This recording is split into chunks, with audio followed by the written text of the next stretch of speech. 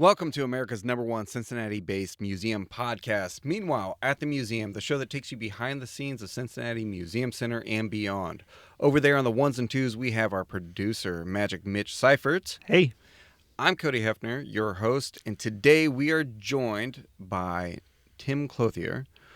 You may not know the name, but you know his work because he is the exhibit producer for our newest exhibition, Barbie, a Cultural Icon. Tim, welcome. Hello. Nice to be with you.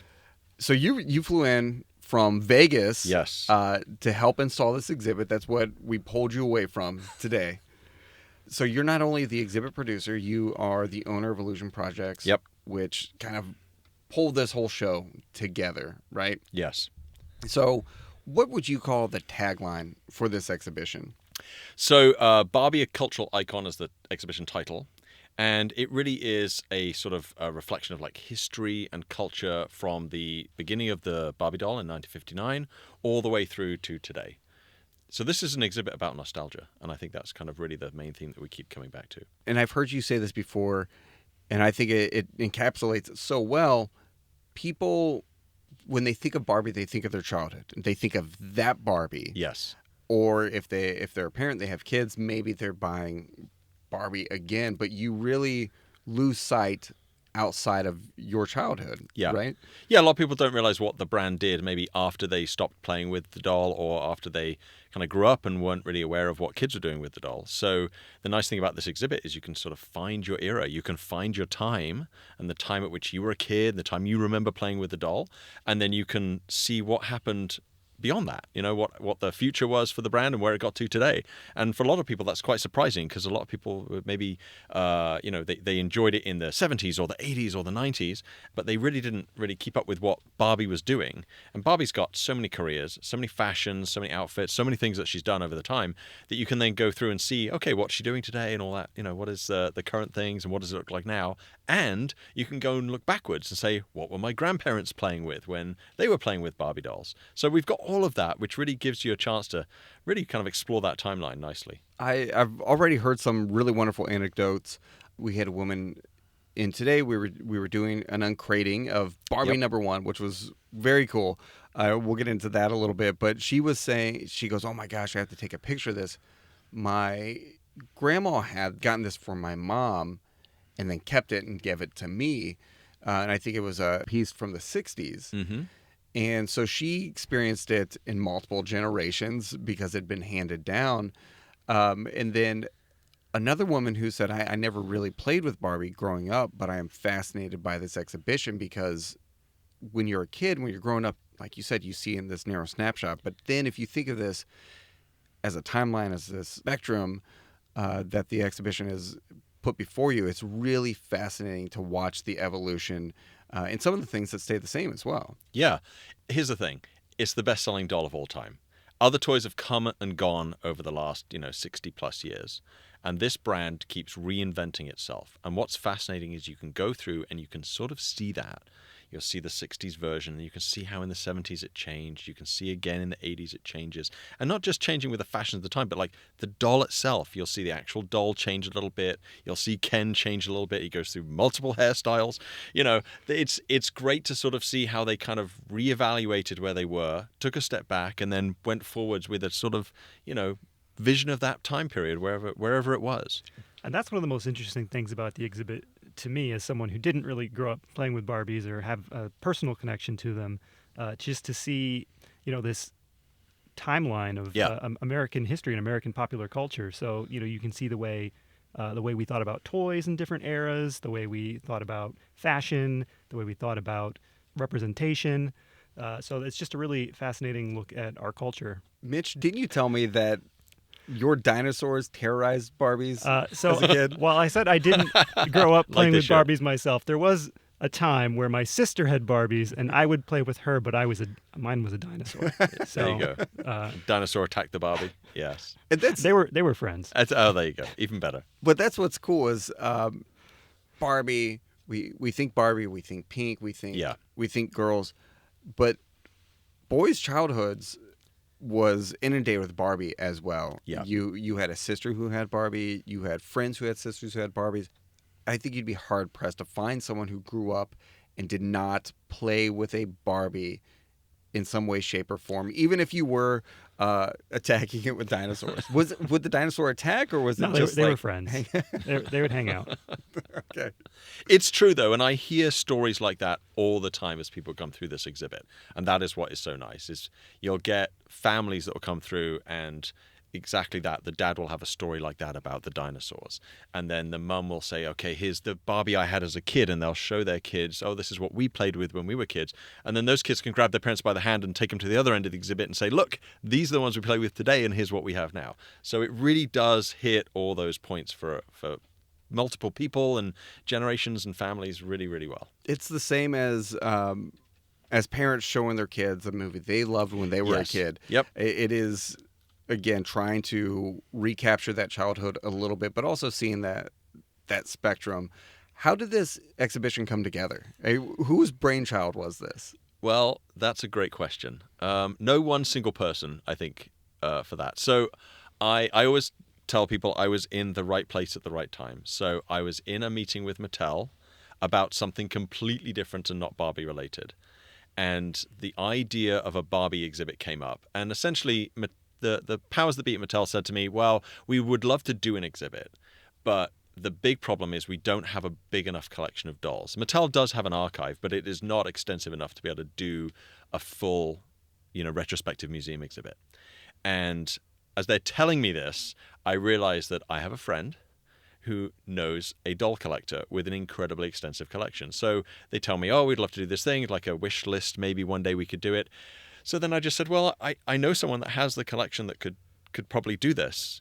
And Mattel says, well, would you produce it? And I said, yes, without really thinking about it. Sure, let's go for it. And that started that whole journey. So it was just right place, right time, saying yes to things that maybe I wasn't sure about at the time. Right. And then saying, okay, well, I went back to Vegas. I have a production studio there. I have an amazing team. I'm very lucky. I've got some really great people around me.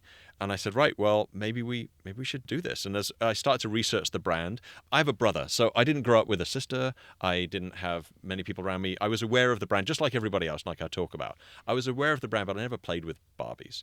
So I sat down and started doing research myself, my team. I brought in a friend of mine who's as a museum curator. She's a fashion historian. And so she starts kind of looking into the fashion side of the brand and all that. And between us, we realized there's a rich history here. There's a story to be told, and there's a lot more depth to this than I thought it was. So when I talk about, oh, this is what the discovery is for members of the public, it's because I went through the same journey myself when I was producing the whole thing, that I found that, okay, there's really interesting stories, there's really interesting cultural points here, and there's a really interesting timeline for this whole thing. And then it turned out that our collector, David, had this incredible collection. So we were able to go through that and sort of curate the best version of everything that he had, the right clothes, the right outfits, the right dolls at the right time. And it sort of started to come together beautifully. And I said, this is a thing. We're doing Barbie. We're going to do it. And That's what are the chances that someone... Man, I really wish we could do this. And you say, you know what? I know a guy. This is... It doesn't normally work out that way. But It does. Just right place, right time. That's awesome. And so what year did you really kick this project off? So we had that conversation in 2019.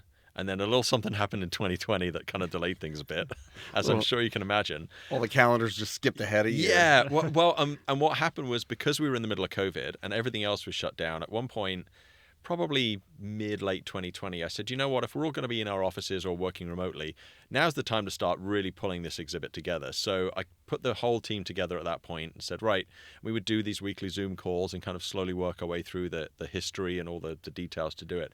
So it was basically sort of started as a COVID project, or certainly the research side of it. And then as we were coming out of COVID in 21, my team started on the sort of design part of it, and sort of designing the exhibits and designing what we were going to have in there. I have a fabrication shop. I have very talented craftsmen and welders that work for me. So those guys started building all of the exhibit pieces and all the stuff that went in there. The big one that took obviously the longest amount of time was the car.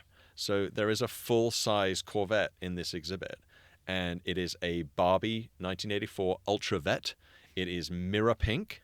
It is a conversion from a real car, but it's great. But members of the public can come. You can come and sit in the car. You can take photos in the car, pose as Barbie. It's gloriously 80s in every way it should be. 100%, and it's right next to the toy version. Yeah, of we it. have the exact toy version. So we took the toy and just basically scaled it up as a real car. It's it's so cool. Now the license plate is an Yep. Ohio license plate. It is. Do you customize it to the stop? I do indeed. That's Yes. awesome. So we have every time that Barbie shows somewhere, the Corvette gets a new set of license plates to whichever state we're in. How do you move a car like that? How do you put a car like that in an exhibit? I mean, some of these are, little narrower doors. There's there's a bit of to do to move things around in an exhibit. It is, and so I get the joy of transporting tiny dolls that are incredibly fragile and a giant car. So it's both ends of the spectrum. So when the car was built, obviously it has no engine in it because that would be silly. Engine, transmission, all that stuff was taken out, and we basically cut it in three. So it's the front, it's the back, and it's the middle section. And each section comes apart, and then it goes into a special travel. I don't normally talk about this. It's like the secrets. I'm giving you all the secrets away. It goes into a special sort of cradle that flips it on its side, and then it can travel through a doorway and into an elevator and round a corner and go over anywhere it needs to. So it comes apart and then reassembles at the next place when it goes back together again. I'm constantly amazed by exhibit designers and these crews, the fabricators, to think of things like this, because it's one thing to design an exhibit. Yeah. It's another thing to design one that can travel. Yes. Because you could basically build the whole exhibit around the car. You could, yeah. But then you say, all right, great. Hey, we're going to ship this off to Minnesota right at the end of the summer. Everything? Yeah, they love the car. They can't wait to get it. Like, we hadn't figured that out. So, but like the foresight to think of that is incredible. And yeah, the fabrication team, for you, that's all in-house? That's all in-house for us, yeah. So wow. The great thing from a design perspective when I'm working on an exhibit design is that if we want to try something out as an idea, we can take it out to the shop, the guys can build it, and we can test it, see what works, see what doesn't, tweak, move on from there. So for Barbie, I mean, the irony is Barbie's a 12-inch doll. And takes 2 semi-trucks to move it. So, right? But it's because, first off, there's over 250 dolls in the exhibit. So that right there is a lot of dolls to handle. 250? Over 250, wow. yeah.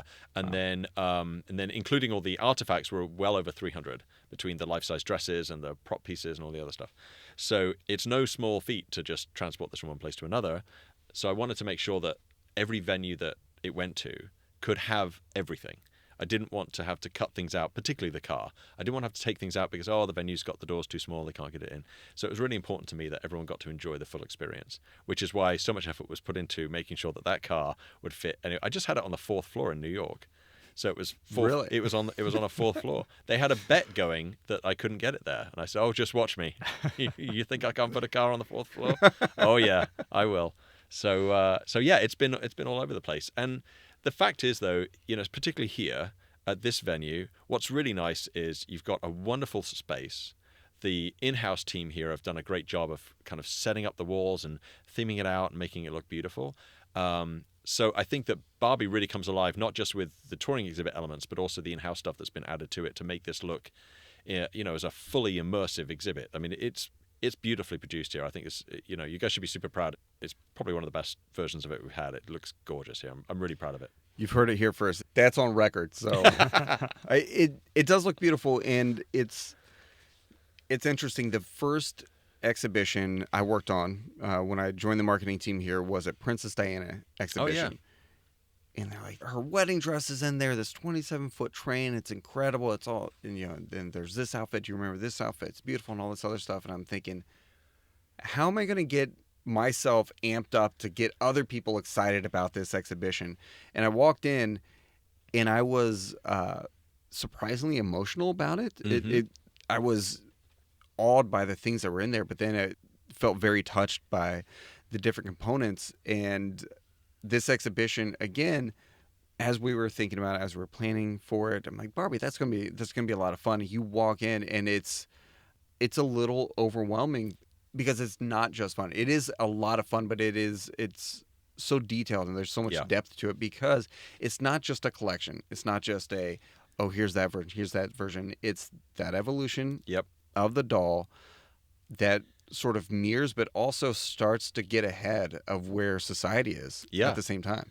Well, and you get to see there's little stories throughout about what culture was doing, what fashion was doing, and how Barbie was sort of reacting to that.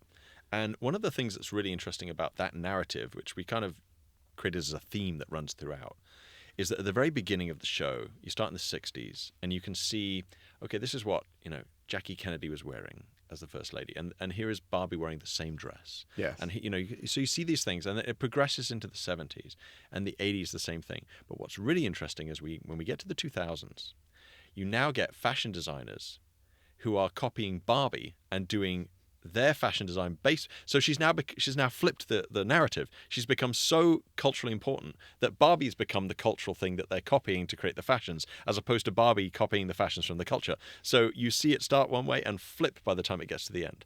Think of that. You're working for Mattel. You're a toy designer. Yeah. And you're designing these outfits, and a fashion designer is looking at them, kind of thinking, "I need to rip that off. I need to. Yeah. How do I scale that up for a human?" Absolutely. They sort of tribute what Barbie's style has become, and there is kind of those iconic Barbie looks that we remember all the way throughout, and each of those looks is represented in the exhibit. And I think that's really telling. It's really telling us who we are as a society, that we get to this point where, this doll that represents fashion and careers becomes the icon that everyone's now looking at for inspiration. It's really interesting to see. The whole time I've been thinking about it, I had this realization in my head that there's a narrative to the exhibition. It's like we said, that it's not just a look at this thing and, oh my gosh, I remember I had that one. And I have to remind myself of that, because people sort of make it whatever they want, because they want to come in, they say, it becomes about them. I remember I had that doll. Here's what was going on in my life, in my world. Here's what I did with this. And my mom got it for me because this was happening. It becomes so personalized in a way that exhibitions can't always. People don't have that same emotional connection, for example, to a dinosaur. Some of our paleontologists may agree. Mitch, you may agree from your childhood, but that nostalgia is so powerful. And I think that's a really big motivator, because nostalgia makes you feel good. So It does. This is a really feel-good exhibition. It is, and your point is exactly right. And I've always enjoyed, once it's open, just listening to people moving through that space and hearing the different ways that they're experiencing it, because it is exactly that. It is absolutely people finding their own personal stories through this doll and through these sort of fashion references and cultural references from the time period.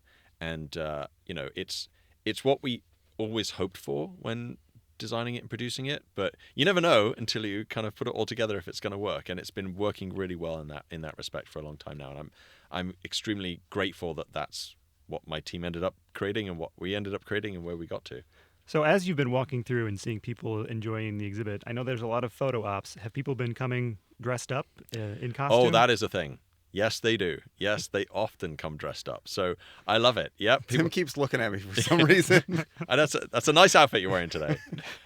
Yeah, we do. We get the people, they come wearing the pink, they wear the Barbie core, people dress as Ken, they do all of that stuff.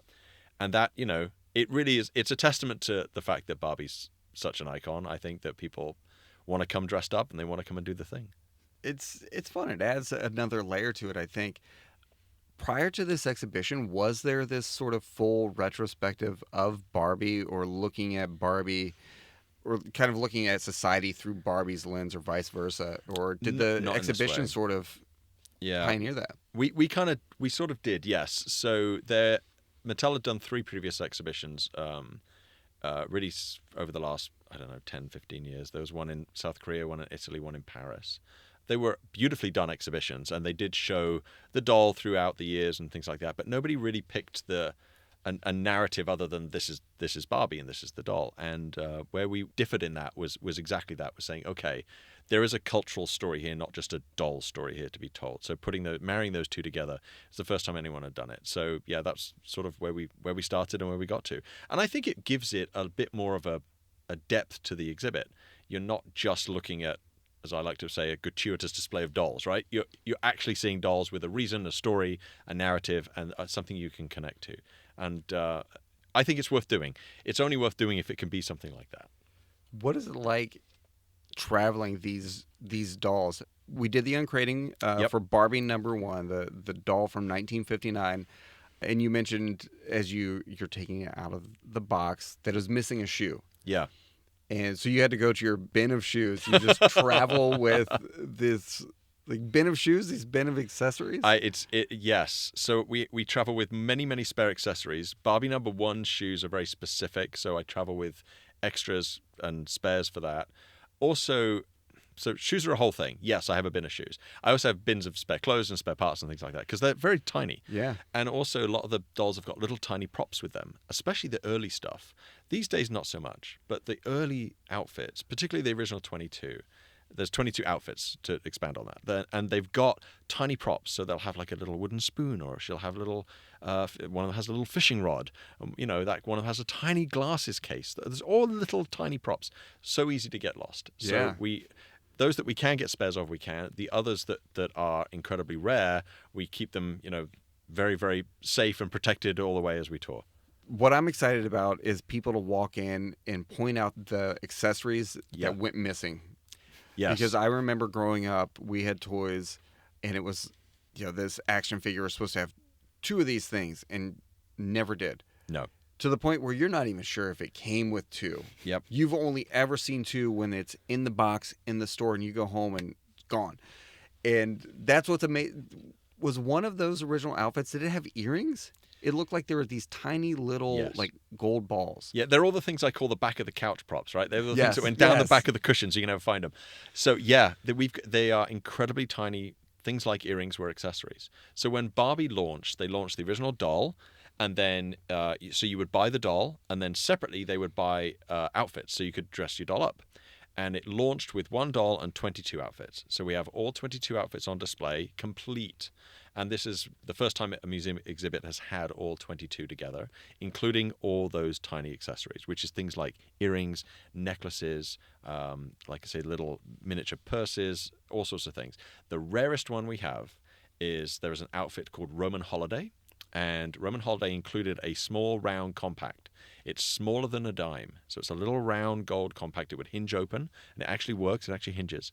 It was the first thing to get lost. Everyone that bought this thing would lose this thing. There are very few of them available now. Very few collectors that even have them. We have a pristine one, which is really fantastic. It's in great condition.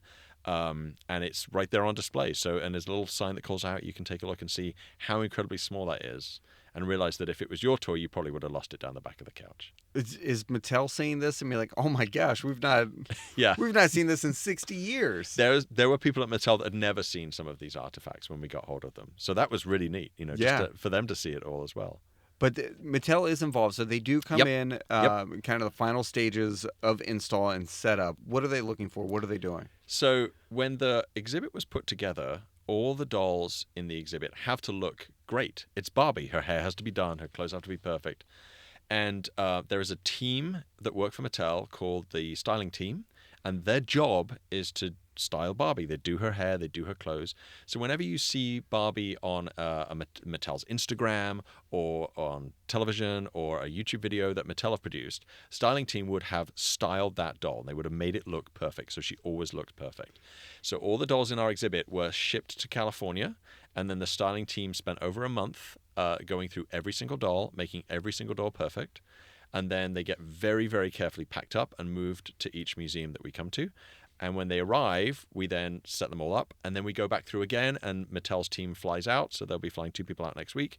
They come in, and we do the same thing. We go through, we touch up all the hair and all the little prop pieces and jewelry and everything to make sure it is absolutely looking her absolute best. Are they using real hair dryers and what are they using real materials, or did Mattel create special Barbie size working materials? So I always joke that it's like everything in miniature. Here's a tiny hairdryer. No, so we have kits of tools specifically for that. So they use tiny brushes. A lot of it are things like toothbrushes and eyelash brushes and little tiny brushes for makeup and things like that. So those are used to do her hair. It's very funny to think about it, but I would relate these to, we have paleontologists who work in our lab every single day. They're working downstairs right now using fine tools to extract fossils from rock. This style team is not. It's fun to think about. Yes. But they're artists. Oh yeah. They're preservationists. They're as skilled as our curators dealing with these delicate things that are treasures, that are artifacts. When we had that done, original styling was done by the team. I had the doll collection from our collector, and we sent them down to California. And I'm thinking, oh, okay, they're going to style them and they'll look a little bit better. They came back and you unboxed them and went, wow, these are so good. Like, it wasn't just, oh, we did the hair a little bit, but it was full hairstyles and they look incredible. So I was shocked by the difference between a doll that it was a collector's doll, so it'd be barely played with, lightly played with is how we put it. The difference between how that doll looked and then after it came back from this team, it just looked like $1 million. And you go, wow, they know what they're doing. I mean, it's their job, right? But yeah. it was crazy to see how how incredible the difference was from regular doll to styled doll. So I'm really happy. They look amazing. I'm happy to have them looking their best in the exhibit. We won't give away all the trade secrets, but I would love to see this exhibit come in and just see all of the pink Barbie boxes that like you pulled them off the shelf. That's how you're packing them. I wish it was that. Crates. I wish it was that. No, they have special custom-made boxes.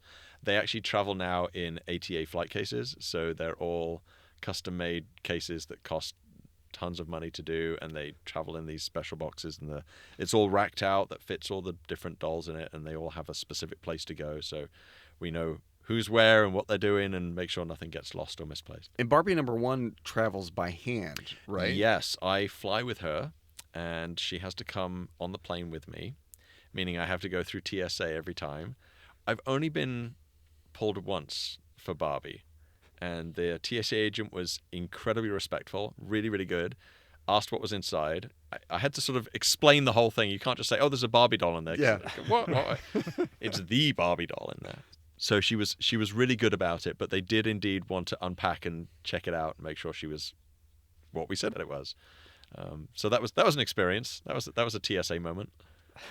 One, I think Barbie should be wearing a flight attendant outfit for that, or a pilot outfit for that. Yes. Two, does she get her own seat? No, she sits normally on my lap or at my feet. It's like taking your dog, a little dog on the plane or something. So exactly. Yeah. Another really cool doll in the exhibition is Astronaut Barbie. Yes. From, and I think people might be surprised at this, 1965. Yeah. And Mitch, you're kind of our researcher. Had any woman been in space at that point, 1965? I don't even know. I don't think so. If the Russians had or not. I think a Russian woman was the first woman in space, but I believe you're correct. I don't know the year on that. So we did check on this. The first woman to space launched in 1963. That was Russia's Valentina Tereshkova as part of the Vostok 6 mission. It would be almost 20 years before the next woman made it to space, also of Russia, Svetlana Savitskaya in 1982, and the first American woman to space was Sally Ride in 1983. The forward thinking of it, I mean, truly, absolutely, to create an astronaut Barbie, and this is not, astronaut adjacent or anything. It's astronaut Barbie in 1965, and you had a really great quote for that. The standard quote is that Barbie was in space before Neil Armstrong set foot on the moon. And it is a fantastic doll because it's what I would think of as like a retro style space outfit. It's in the style of those sort of 60s space mission, spacesuits. And what's really fascinating about space and Barbie that a lot of people don't really realize is that Mattel have sort of revisited this idea of Barbie in space over and over again through the decade.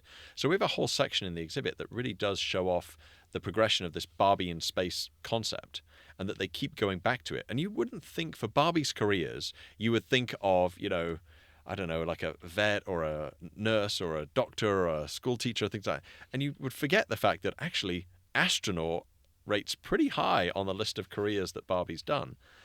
So we have the original first space Barbie on display, and then we also have sort of the 1980s space one, which is glorious, by the way, because it was an 80s style space costume, and you go, it screams the 80s if Yes. nothing else does. And then in the 90s and 2000s they do it again, but then they expand, and then we get into now she's got we've got an astronomy Barbie, we've also got like a rocket scientist Barbie. So now she's working at NASA, now she's a technician, now she's an engineer, she's a designer. So they've explored all these other ideas that that Barbie can not just go to space, but she can also help the team that gets people into space. Right. So it's really kind of expanding that world of like Barbie's relation to the space program is fantastic. And this is a great microcosm of the exhibition. When you think of that 1965 Barbie, you can think of it in two ways. One is Barbie's so progressive. I mean, that they have astronaut Barbie before humans have set foot on the moon. Yep. The other way to think of it is the space race had just captivated people so much that Mattel's sort of like, we got to get in on this. I mean, people are enamored with the space race. What if Barbie became part of the space race? So there's two ways to look at it. Absolutely. And one is through Barbie's lens and one is through society's lens. And you're kind of always looking back at each other. And I think that's the incredible depth that this exhibition gets into.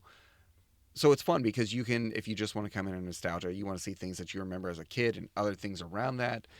If you come in from a history perspective, from a kind of a society or anthropological perspective even, it's all there. So it does hit every interest. Absolutely. Do you have a favorite in the exhibition? I got several favorites. Okay. So I'm a big fan of the number one doll, only because I have to spend so much time with that doll. So, So number one doll's in a black and white striped she is one piece bathing suit. Is that's not painted on? That's you can change. No, it's fabric. Is it? Yeah, it's not painted on. No, Right, it is fabric. Yeah, and she's got little sunglasses too, and they all come off so that you can put the different outfits on. That's incredible because now you look, if you go to the store and you see Barbie, you see this Barbie, that Barbie. They're all kitted together, but originally you bought one doll. Yep. And then the way Mattel got you to continue Yep. paying for Barbie was through the outfits. I always describe it as like the razor blade thing. You sell them the razor and then you keep selling blades for it, right? So Barbie was that idea. You buy the doll and then you just keep buying more outfits to go on the doll as time goes on. And that came from paper dolls. So Ruth Handler was the inventor of Barbie. She was one of the owners of Mattel. And she saw the idea of, a paper doll is a doll and you can put the dress on and change the outfits and they're all flat. She had this idea of, can we do a dimensional version of that? And then it took a lot of engineering to get the doll to actually work as a manufacturable item in 1959. And one of the engineers famously was a previous NASA engineer that ended up working on the technical side of how to get this doll to work, how to get the articulation of the body parts to work, and all the kind of technical side of making a toy that went into it. So Barbie number one, that's one of your favorites. What are some of the others? Disco Ken. Disco Ken? Disco Ken in the 70s has got an amazing outfit. He came with what's his hair like? It is big and dark. Yes. It's got that sort of 70s, I don't know what you would call that style. Big 70s hair. He's wearing like a pink tuxedo jacket with like the ruffly shirt and everything. And Barbie's got a matching pink sparkly outfit that goes with it. So big fan of Disco Ken. I don't know, it's always struck me as a lot of fun. Did I see the original Ken doll kind of had fuzzy hair? It did. Wasn't just the molded plastic. No, so Ken's been through lots of different changes, and we touch on Ken throughout the exhibit, so we sort of check back every now and then to see how he's doing. And we have the original Ken. He does indeed have like that sort of fuzzy, I don't know what you call that material, but the sort of fuzzy hair on the top there. It's not quite felt, but whatever. Like a flocking almost, right? So that was the original hair. And then for a period in the 70s, he gets like the molded plastic hair. And then by the 80s, he's back to like Barbie style, loose, stylable hair. Oh, yeah. And then, and beyond. I mean, even in the Today section, we have a Ken that's got green hair, so we've got all sorts of stuff. Ken's been through a lot. He's done a lot. Not as many careers as Barbie. But the other doll that's fascinating, the first black Barbie doll was in 1968, which there's two sides to everything. That feels surprisingly early, but also surprisingly late. But 1968 is the height of the civil rights movement. Still, what was the reaction to a black Barbie doll in 1968? So they put it out as Barbie's friend Christy. Yeah. And so Christy was their sort of first kind of black doll there. And Barbie's had as you know, tons of friends, right, over the years. And we have some of the friends represented. I would need maybe 3 times the exhibit space if I was to show every friend, because it just gets crazy wide. So they put out Christy, and what's really interesting about Christy, a couple things. One, she can fit the same clothes that Barbie does, meaning that you can take this doll in 68 and you can put her in the same careers that Barbie can do.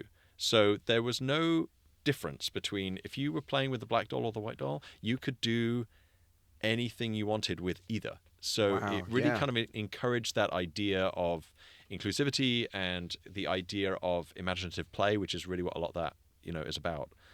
And Christy goes through changes just the same way Barbie does. She has different hairstyles and all sorts of different outfits and all sorts of other things that goes along with Christy throughout her kind of journey. And then in 1981, they did the first black Barbie doll. So her name is Barbie, and she was the first black one. And they brought in one of the Mattel designers, was called Kitty Black Perkins. So she's a black fashion designer, and Kitty designed the outfit and the hairstyle for that first black Barbie. And what's amazing about Kitty as a designer is she's now in her 80s, and we managed to sit her down for an interview, and she is in the exhibit in the museum on video talking about her process, how Black Barbie came about, how and why she designed the outfit, and what really what her thought process is when she's designing new stuff, and how she got involved with Mattel and her journey. Absolutely fascinating to sit down with her. An amazing woman. I was so lucky that we were able to get this interview. And now I get to share it with everyone. So that's even just that. Go to the behind the scenes section. Go and listen to Kitty Black Perkins talk about Black Barbie, because it's incredible to hear. That is neat about the exhibition is there's sort of this in progress section where you have the sewing machine and you have the designs. I mean, I walked by it today. As we're recording this, we're still installing the exhibition, so it wasn't fully finished. I walked by it today and I was like, oh, that's cool. Like the layout plans are sitting there, but I thought, shouldn't they move that soon? Like that doesn't seem like the right place for it. And I realized it's their designs from Mattel, as they were working on different dolls. Yeah, so we've got the sewing machine that is there is the sewing machine that comes from California. So in California, Mattel have an area they call Design Center, and it's divided in sections. And one section is the Barbie section. There's a Hot Wheels section. There's another section that deals with some of the other toys. And in the Barbie area, they have an incredible team of people, and their job is to design all the new dolls and design all the new outfits. And they will make the new dolls by hand. The new outfits are made by hand. They'll hand paint on the makeup. This is how they design and get the prototype done before it goes to mass production. So we have one of their sewing machines. We've got a lot of so the team over there donated to us, said, okay, well, here's some of the paints we use, and here's some of our sketchbooks, and here's some of our pieces and spare parts. And they handed them over so that we could take them on tour and let people see them. So we have samples of the hair. So we've got the hair material samples. We've got, like I say, some of the paints. We've got some of the spare heads. So they'll use these heads to test out different hairstyles on. So we have those. And then we also have prototype doll bodies. So you can sort of see the process that a doll body goes through to get manufactured, from the initial design where it'll be on all these bright colors. Each section's in a color so they know what's what, as to working out how the articulation and the mechanics works, all the way through to them doing their skin tones and designs and all the stuff right up to hair and finished makeup. Did any of the bad Barbies make it into the exhibition? Any of the all right, they had a nice run on the shelves. Let's never put that back out again.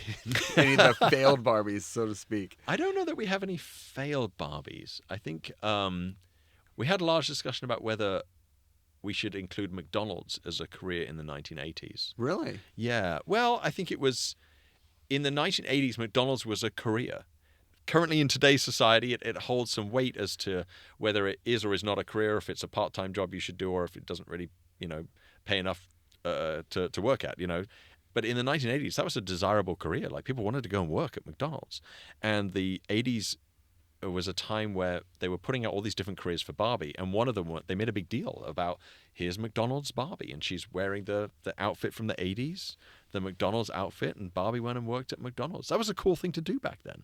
And that's a coup for McDonald's too. Yeah. Because Barbie could have picked any restaurant, anyone. really. Yeah, there's no Burger King Barbie. I would like to see a Pizza Hut Barbie. That's my childhood right there. There you go. Speaking of that, it's because when I think about this, I'm like, man, GI Joe was my thing growing up. Right. That was kind of the boy equivalent Yep. to Barbie, which I also thought was cooler because the shoulders moved, their elbows moved, and finally Barbie got there.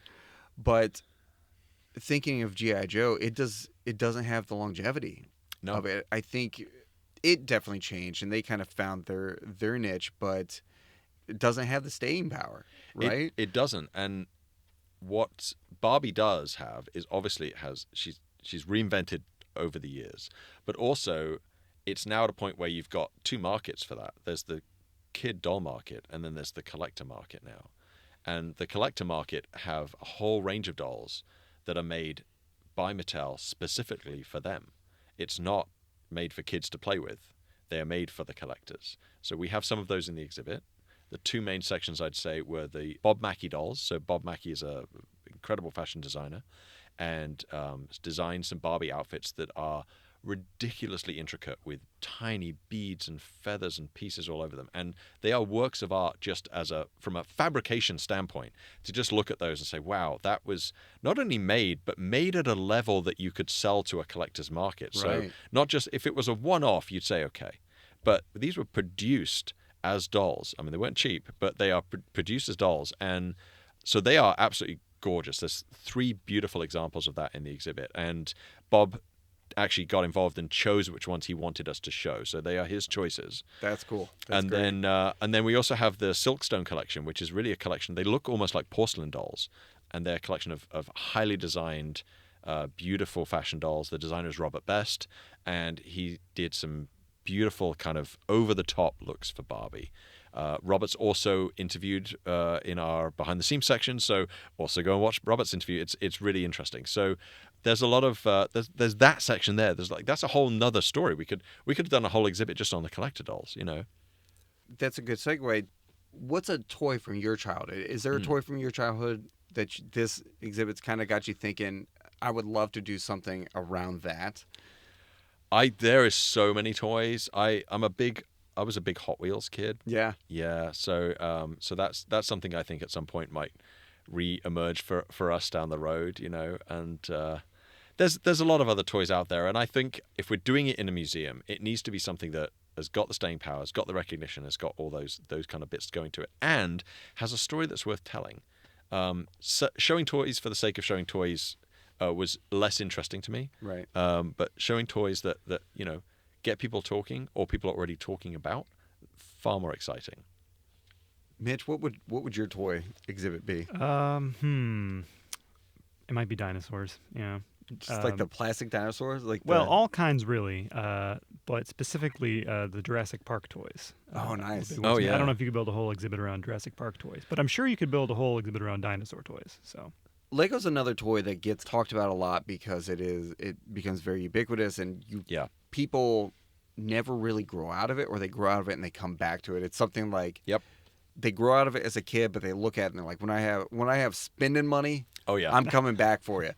But that is much more just sort of a possibility. What could you create with this, and sort of a blank canvas, Yeah. and just completely different from what we've talked about with Barbie and how it is so reflective of the people in the world around it.